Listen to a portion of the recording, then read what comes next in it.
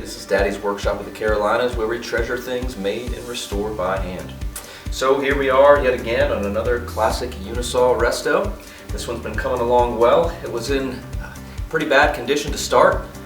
I'll put a few before and after pictures in this video. Not going to do a whole video on this. I've done lots of videos of Unisaw restorations. Perhaps I'll do an updated one at some point. But on this one I just wanted to show a way to mount the switch over on the left hand side. This is one of the classic complaints on classic Unisaws, is that the switch is usually mounted somewhere over here in this location, and when you're ripping material through, to then have to bring your right hand down here isn't ideal. It'd be more ideal for many cases to have something over here where you can push through with your right hand and then hit the switch with your left hand or with your left knee.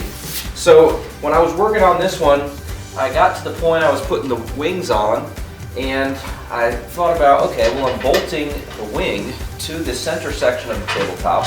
What if I made a bracket and counter bored a hole and put a longer bolt through this and then mounted a switch right here?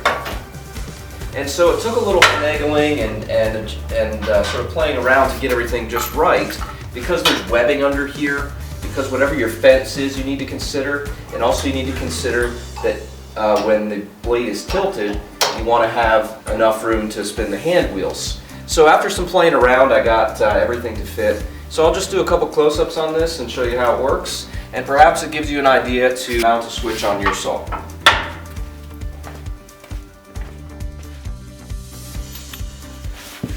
Okay, so this is the bolt hole that matters here. And so first things first, I had a piece of plywood, cut a little nice arch here to make it sort of look like a bracket, and then I had to notch this out to fit through the webbing, and then hole, but the original bolt length is certainly not gonna reach, and so with a longer bolt you can certainly reach in there and actually get it to bolt up. And then I also, on the one I'm actually using here, you can see I countersunk the hole here, so get a little more purchase into the center section of the tabletop and make everything a little more flush. So the first part is getting the bracket itself aligned in there, and then the next step was getting this front piece on to mount the actual starter on. So I just wanted it to be the same size as the starter, so you can see that there. Okay. Now it's not mounted straight in any way, okay?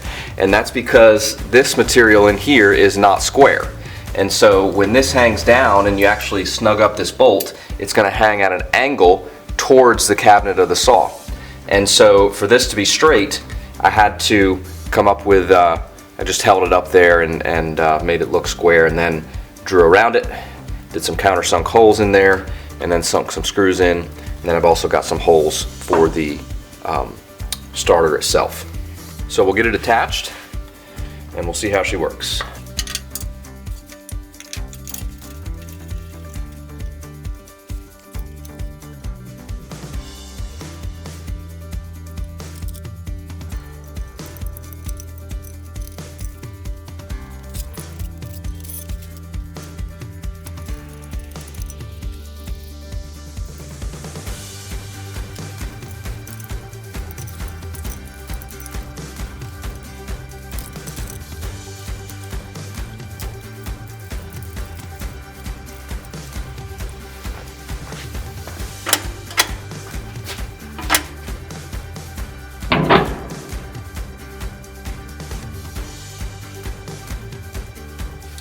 And so there you have it, a nice solution to the question of where to mount a switch on a Delta Unisaw in a way that's maybe a little more efficient than the original. Obviously you can't mount it to the cabinet over here because the hand wheel tilts, it's a right tilt saw, but moving this out to the front, using the existing bolt holes that are in the cast iron tabletop, and then creating just a wooden bracket, or of course you could use metal as well, to mate with the size of the starter box that you're going to use, creates a pretty good solution. So we do have full range of motion here with the front tilt, and then also blade height. You can get the full blade height and elevation as well. And then our unifence as well, sliding across the front. Pretty happy with that. And I bet you that stop is just about at knee height. Let's give that a shot.